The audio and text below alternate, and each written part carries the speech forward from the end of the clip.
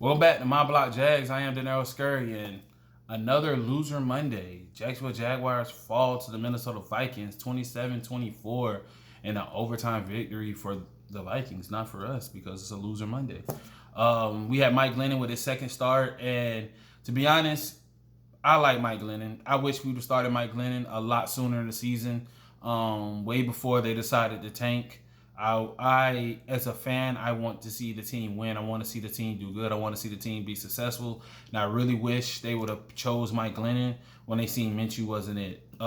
Understanding what they had in Minshew, they were trying to see They were really trying to find out what was Minshew's ceiling this year. Was what we saw out of Minshew last year, was that everything, or could they grow, or could they continue to grow with Minshew? Could he continue to grow and continue to win games for us? And I 100% believe that's what the philosophy was going into the season with him. That's why we put all our eggs in this basket. But as you go in practice and as you do in training camp, it's almost like, so what was the decision if Minshew wasn't going to be the guy? That's the thing I'm confused about. If Minshew wasn't going to be the guy, why did y'all choose to go Luton? And if you're continuing to tank, just stick with Luton or Minshew. Don't go to Mike Glennon, because Mike Glennon is obviously the best quarterback we have. The play calling is better because you can stretch the ball downfield, because you have a guy who can throw the ball downfield and who's more confident in throwing the ball downfield. So that's a big reason the play calling is different. And he, in the game and a half, he didn't get sacked. Last game, he didn't get sacked. The first half of this game, he didn't get sacked because he gets the ball out of his hands a lot faster. He doesn't hold on to the ball trying to find the best play possible, or he just scared to throw the ball downfield. He gets the ball out of his hand faster. A lot of the offensive line play comes to the quarterback. If you get the ball out your hand fast, if hike, 1-2, boom, hike, 1-2, boom, the offensive line is blocking for a shorter period of time. So if the offensive line is blocking for a shorter period of time, that means there's less sacks, less pressure. So again, it's not Jacksonville's offensive line needs to be better, point blank, period. But if the quarterback is holding the ball too long, you're bringing the pressure to you, and now you're inviting pressure into your face for no reason. You need to read the play, you need to be confident in your arm, and you need to let the ball go. And Minshew has issues with that. Glennon doesn't. Luton is a rookie. He's going to have these rookie mistakes. He's a rookie. He's never seen NFL defenses. He had his first live game. So stuff like that, I would expect the rookie to struggle with certain things. But with Mike Glennon, him being a veteran, I just don't get why we decided to let him be the third quarterback we started. Because eye test, he shows that he was the better quarterback. He was 28 of 42 for 280 yards, 1 touchdown, 2 interceptions.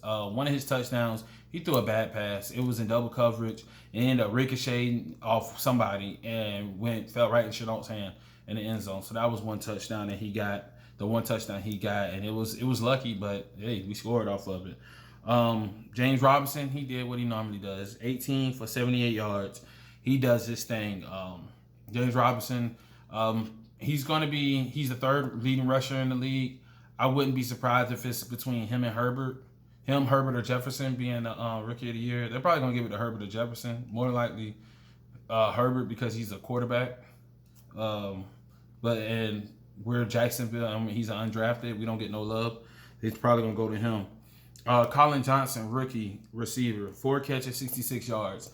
One thing about Colin Johnson, every time we call his number, he shows up. And I like that. Out of the 2 rookie receivers we got, out of Chenault and Colin Johnson always shows up. Chenault, don't get me wrong, he's a Swiss Army knife. He does it all, but he can't stay on the field. He's always getting nicked. And so that's the only thing that's kind of bugging me about him. It's like he's so exciting to watch when he has the ball in his hand, but then he'll do like 2, 3, 4 good plays, and the next thing you know, he's sitting on the sideline. You're like, why is he on the sideline? Oh, he tweaked his hamstring, or he hurt his wrist, or he has an ankle sprain, or something. It's always something with him to where he can't ever finish the game, or he's just always on the sideline. But I like him. I like Chenault. I mean, soon as we drafted him, I went and looked at his tape, watched read everything about him, and I was excited. I was excited for him to be on the team, but I want to see him stay on the field and continue to do that through the whole game, do the things that he does for the whole game. Colin, every time we call his number, every time we throw it to him, he's there. Boom. He's there. Hey, the 2-point conversion, all that. Colin does his thing. So I'm happy. I think Colin is the best out of the. He's not the most talented, but he's only the best because he's available every time we need him. That's what it is. He's available every time we need him. Defensively, we have 4 sacks. I think we have 14 or 15 sacks. It's the most sacks we had this year.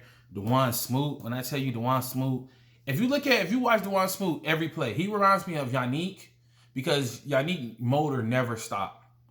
If you look at last year, the year before, anytime you looked at Yannick, his motor never stopped. We could be getting blown out by 40. Yannick is still rushing the passer. He's still going hard. His motor's on 10. And that's same with Dewan Smoot that I noticed.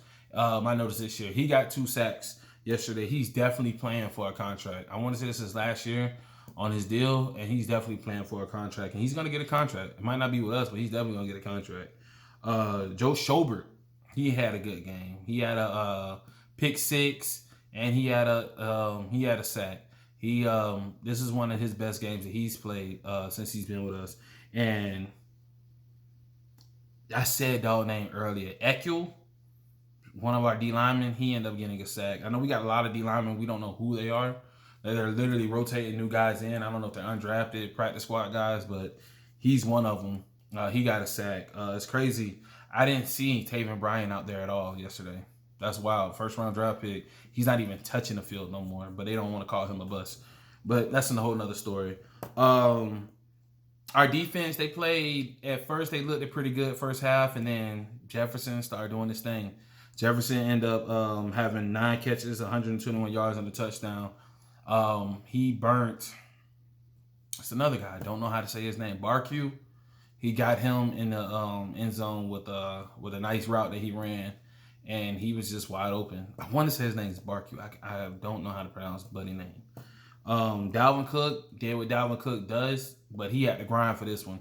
32 rushes for 120 yards. At first half, we was stopping them a lot first half. Defense, I mean, we were stopping the pass, stopping the run. Like, it was shocking how good our defense was. Stopping Dalvin Cook. I was completely shocked that we stopped Dalvin Cook. And then the first possession coming out the half, we got a pick 6. So our defense was looking really good, and then the tank started coming. You know what I'm saying? You know how the tank train do when they blow the whistle for the tank. You know what I'm saying? You gotta just follow the track. Kirk Cousins, 28 for 43, 308 yards, 3 touchdowns. When it came to overtime, they were doing their thing. Dalvin Cook was doing their thing. Kirk Cousins doing their thing. All that. When I mentioned Glennon with his consistency and his confidence of throwing the ball downfield. This is why I believe, this is how I know they're tanking. If you look at that post to DJ Chark was wide open. Wide open. And he just overthrew him by like 5 yards. It was so far ahead of him to where I'm like, I know, bro, it's impossible that you can convince me that he meant to throw that ball. Like, he did not, like, that was an accident. I know when they said in the helmet, yo, we in overtime, blah, blah, blah, whoop, whoop, man, just overthrow something, make it throw an interception. Because how wide open Chark was and how well Glennon was passing, that did not make sense. It did not make sense. I 100% believe we tanking. I 100% believe that was the goal. They got word of the Jets going at it with the Raiders, and it was like, you know what I'm saying, if the Jets win the game and we lose, we get the number 1. Now we in a position the number 1 draft pick. And honestly, cause it's not no conspiracy or none of that. I honestly believe they play a lot of these. It's a lot of roles being played when it comes to the draft and the things that we found, because tanking is a thing. Like, point blank, I don't care who you are. Everyone knows basketball, they tank. Football, they tank. We all know that that's the thing in sports. And how they call the game, how the game is being played and called. And that pass right there, just, I'm convinced that that's exactly what it is. I've been with the tank. Let's go ahead with the tank. But that pass right there let me know that that they, like, I honestly think they told him to overthrow that, because that was just horrible. That was just a bad pass, horrible pass, and I honestly think that's what they did. We got Tennessee this upcoming week. I think Glenn is going to start against Tennessee. I expect Derrick Henry to run for over 30, 130. I'm talking about over 30, over 130, 2 touchdowns. I'm expecting it. All these guys on our defense, these new guys that, again, it's a lot of new people. I don't know their names. Do I expect them to stop Derrick Henry? No, because I'm pretty sure this is going to be the first time they ever seen him on the field. It's the first time they're going to see how big he is. First time they're going to see how powerful he is. First time they're going to see how fast he is. So no, I don't expect none of them to stop him. AJ Brown, he's balling this year. Do I expect him to go off on our corners? Yep. So I mean, next week I expect to be in the same position with another loser Monday, talking about how we lost that game. Hopefully wins will be coming in the future. 2021, hopefully we should have some wins. Hopefully this channel will be a lot more cheerful.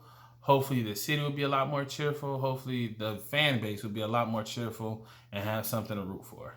But that's that with this video. Let me know what you guys think in the comments, and make sure you subscribe. But that's this one.